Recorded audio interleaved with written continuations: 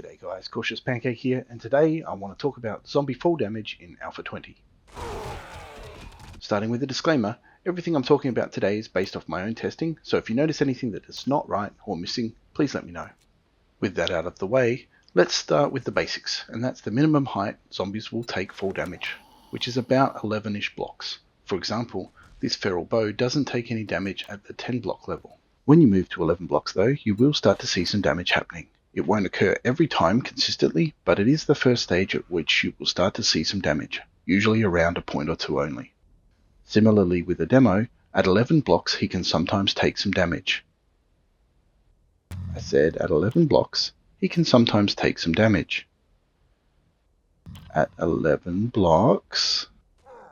There. See? I'm not making it up. Now that we've established where fall damage starts, let's have a look at how damage changes as fall height increases. By taking one zombie, let's say Yo, and pushing him off from all of the different height platforms, we can build up a graph of damage taken for each height level. We started there with 20 damage from a 20 block fall. Here at the 30 block fall, we're going to get 39 damage.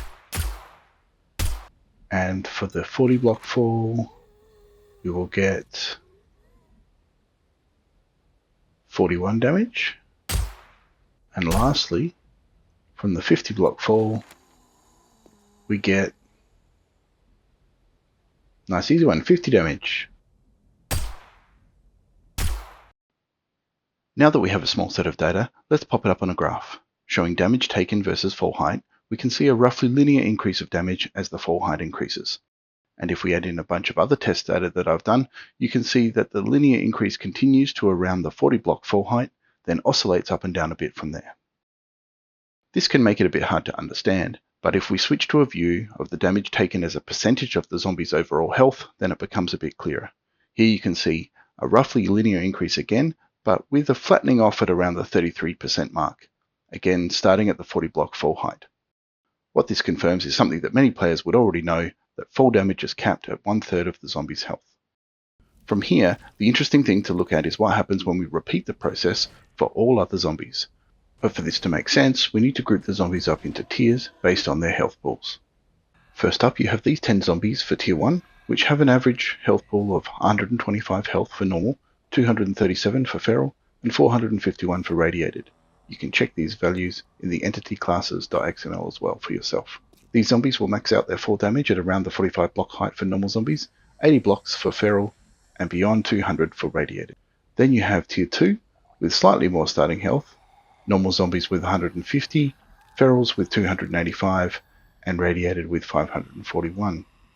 These zombies will max out their fall damage at around the 50 block range for normal, 90 blocks for feral, and again beyond 200 for radiated. Lastly, we have tier 3, which has 300 health for normal, 570 for feral, and 1080 for radiated, except for the biker who has slightly less at 280, 532, and 1010 respectively. Tier 3 zombies hit their max fall damage at around 90 blocks for normal, and beyond the 200 level for both feral and radiated. Now if you notice that there's a few zombies that I missed in the 3 tiers, you'd be right, so let's talk about the exceptions. First up, the skateboarder or thug. This guy sits on his lonesome, about halfway between tier 2 and 3, with 225 health for normal, 427 for feral, and 811 for radiated. This means he maxes out fall damage at around 60 blocks for normal, 170 for feral, and beyond 200 for radiated. And while they don't have a normal variant, the white exists in feral and radiated only, with the same health and fall damage stats as the skateboarder. Next up, the screamer. While they aren't something you'll hit on Horde Night, let's quickly cover them as well. Due to their low health of 75 for normal, 142 for feral, and 270 for radiated, they are more susceptible to fall damage and max out at 23 blocks for normal, around 45 for feral, and about 80 for radiated. Let's talk about Demolishers. They have a health pool of 1000, which puts them around the same as a tier 3 radiated, so they will max out their fall damage at well over 200 blocks. To give you an idea, at 200 blocks fall height, they take around 15% damage on average. This will go up or down depending on the size of the health pool. The actual damage taken at 200 blocks is nearly always around 150 damage, plus or minus a few points, as long as the zombie health pool is high enough that the fall damage hasn't maxed out.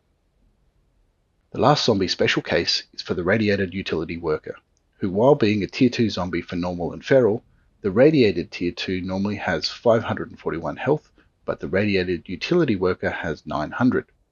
This doesn't change the fact that they will not max out their full damage until well over the 200 block mark, but it was worth noting that they act more like a tier 3 than a tier 2 zombie. And finally, let's talk about the zombie dog. The interesting thing to note about these guys is that for some reason, fall damage is not capped. They take about 50% damage at a 35 block fall, and will start to take around 100% damage at the 70 mark, or slightly higher depending on the health pool.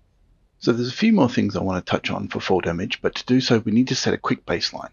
Let's test a big mama zombie falling from 60 blocks, which gives us about 74 damage taken. Now we have our baseline, let's look at changing the blocks the zombie lands on to check for differences. I've tested a variety of blocks, not all of them of course, but so far of the standard block types there doesn't seem to be any impact when you change the block types. For example, after changing all the blocks from concrete to bulletproof glass, let's test again with a fall from 60 blocks with a big mama zombie.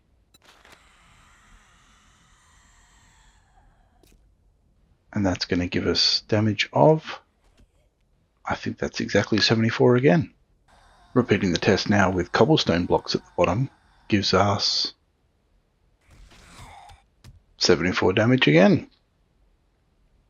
Testing with some steel spiky blocks, and that looks like 75 damage. And lastly with some hay bales, since we know that they reduce player fall damage. See if they do the same for zombies, but no, again 75 damage. In fact, the only differences I've been able to find is something that Cap called out in his zombie fall damage video back in Alpha 17, and that's spike traps. As you can see here, this big mama zombie only takes 33 damage when she lands on the iron spikes rather than the expected 74. Repeating the test for wood spikes, and we get again 33 damage.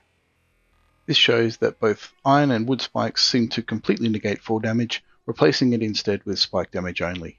So make sure if you're building fall damage into your horde base that you don't put spike traps where the zombies land, or you'll be missing out on some damage.